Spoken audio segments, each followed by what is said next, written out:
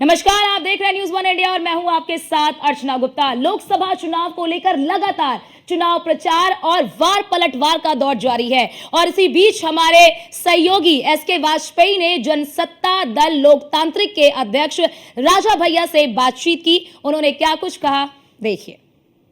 लोकसभा का चुनाव चल रहा है और हम हैं प्रतापगढ़ के बेती में, जो राजा भैया का गढ़ है। राजा भैया यहाँ रहते हैं, हम उनके महल में मौजूद हैं। राजा भैया हमेशा में अगर हम देखें तो कहीं ना कहीं उत्तर प्रदेश की राजनीति में काफ़ी चीज़ें प्रभावित करते रहे हैं। उनका नाम जब वो बोलते हैं तब भी लिया जाता है और नहीं बोलते हैं तो और ज़्यादा लिया जाता है। राजा भैया, आप जिस तरीके से चीज़ें लगातार उठ रही हैं, 4 चरण हो चुके हैं, आधे से ज़्यादा चुनाव हो चुका है, कल 5वां चरण है, अभी तक क्या देख पा रहे हैं? अब कल हमारे यहाँ है चुनाव और जहाँ तक दल की बात करें तो कोई प्रत्याशी दल से नहीं है, गठबंधन भी नहीं है किसी से। तो हमने ये कह दिया कि आप लोग जिसको चाहें मतदान करें, जिसको चाहें सेवा का अवसर दें, जिताएं। इस बार ऐसा क्यों हुआ कि आपकी अपनी पार्टी है और आप अच्छा प्रभाव पूरे प्रदेश भर में रखते हैं, संगठन है, क्यों नहीं चुनाव लड़ रहे? 19 में हम लोग लोकसभा लड़े और कुंडा और बाबा का इन 2 असेंबली सेगमेंट हम लोगों ने जीता। लोकसभा चुनाव की बात कर रहे हैं। कौशाम्बी में हमको आशातीत सफलता नहीं मिली और विधानसभा के चुनाव में 2 विधायक और 1 एमएलसी, तो विधानमंडल के 3 सदस्य हैं हमारे। और ये 2 राष्ट्रीय दल यानी कि कांग्रेस और बसपा से बड़ा विधानमंडल हमारा उत्तर प्रदेश में है। लेकिन ये गठबंधन का दौर है। आज आप पूरे देश में नज़र जब दौड़ाएंगे तो कोई भी ऐसा दल नहीं है जो बिना किसी गठबंधन के लड़ रहा है। हमारा नहीं हो सका किसी से। आपकी एक फोटो भी आई थी अमित शाह, इसलिए ये निर्णय लिया कि प्रत्याशी नहीं लड़ाया जाएगा। जी, आपकी एक फोटो भी आई थी अमित शाह के साथ, जो आप गए, मुलाकात हुई। हम लोगों ने फोटो नहीं खिंचवाई थी, लेकिन वो डॉक्टर्ड होगी, ऐसा नहीं। ये जो लोग बीजेपी में किसी भी नेता से मिले, चाहे वो प्रधानमंत्री से मिले हों, गृह मंत्री से मिले हों या नड्डा साहब से मिले हों, भारतीय जनता पार्टी के साथ आ गए, आप क्यों नहीं गए? नहीं, ऐसा नहीं है। वो देश के गृह मंत्री हैं, बहुत से लोगों से मिलते हैं, बहुत से दलीय नेताओं से मिलते हैं। ऐसा थोड़ी कि हर आदमी ज्वाइन कर लेगा बीजेपी। आपने एक मैसेज दिया कि जो चाहे जहां चाहे वोट दे अपने समर्थकों को, लेकिन आपके समर्थक ज्यादातर समाजवादी पार्टी के साथ देखे जा रहे हैं, ऐसा क्यों? प्रत्याशी पसंद आ रहा होगा उनको। ये कहीं अंदर खाने आपका मैसेज उन तक पहुंच? प्रत्याशी पसंद आ रहा होगा या जो मौजूदा सांसद की एंटी इनकमेंसी हो सकती है, कई वजह हो सकती हैं इसकी। अब वो तो जो लोग हैं उनसे जाके आप सीधे पूछिए कि आप पूरे प्रदेश को बहुत अच्छे से जानते हैं। एनडीए और इंडिया के बीच में फाइट किस तरीके से देख रहे हैं उत्तर प्रदेश में? अब ये तो आप लोग पूरा हर लोकसभा में भ्रमण कर रहे हैं, आप लोग इंटरव्यू कर रहे हैं, विभिन्न दलों से मिल रहे हैं, राजनेताओं से वार्ता कर रहे हैं। हमसे अच्छा आइडिया आपके पास होगा। हम तो अपना सुकून से यहाँ घर पे बैठे हुए हैं। आपने कहा है कि कई ऐसी सीटें हैं जहां फाइट है। हाँ, बिल्कुल है।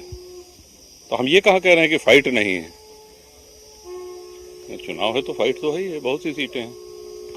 आपने भारतीय जनता पार्टी का हर बार समर्थन किया, चाहे वो राज्यसभा का चुनाव रहा हो, विधान परिषद का चुनाव रहा हो, लेकिन वहां से कुछ ऐसा आपको मिला नहीं। इसके पहले जब समाजवादी पार्टी की सरकारें रही, आपने उनकी मदद की तो उन्होंने आपको सम्मान भी दिया, तो ऐसा इस बार क्या हो गया?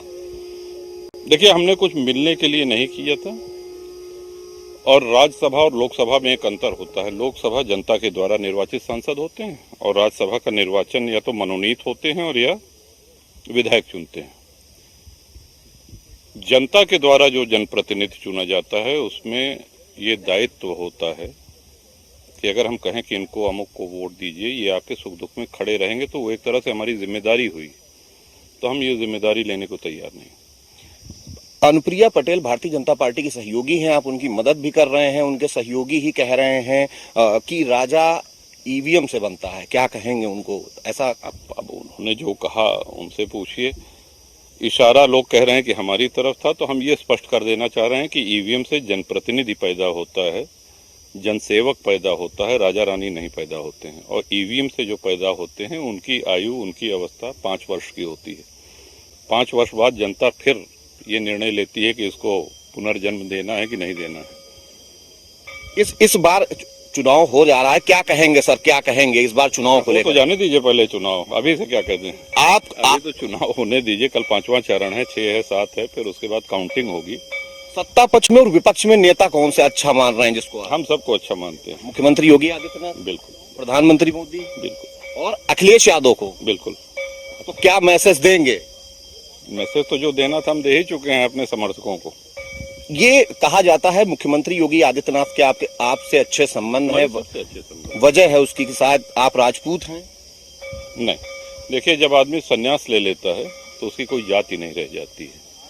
और जहाँ तक हमारी कार्यशैली की जब आप बात करेंगे तो हमारे अंदर जातिवाद की कोई विचारधारा नहीं है। राजपूतों की बड़ी नाराजगी इस बार आई है और क्या लग रहा है कि ये नाराजगी भारतीय जनता पार्टी को खास तौर पर? कई बार हम कह चुके हैं, दोबारा न कहलवाइए, क्योंकि पहले दूसरे चरण में आप ही लोगों के माध्यम से ये पता चला है।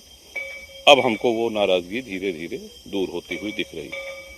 उत्तर प्रदेश में आपने सारे राजपूतों को एक मैसेज दिया हो, शायद चाहे वो कोई भी पार्टी हो, चाहे सपा हो, भारतीय जनता पार्टी। ऐसा नहीं है कि हमने वो आपकी बात मान राजपूतों को, जनसत्ता दल के जो भी पदाधिकारी हैं, जो भी जनसत्ता दल के सदस्य हैं, हमारे शुभचिंतक हैं, उनमें हर जात बिरादरी सम्मिलित है।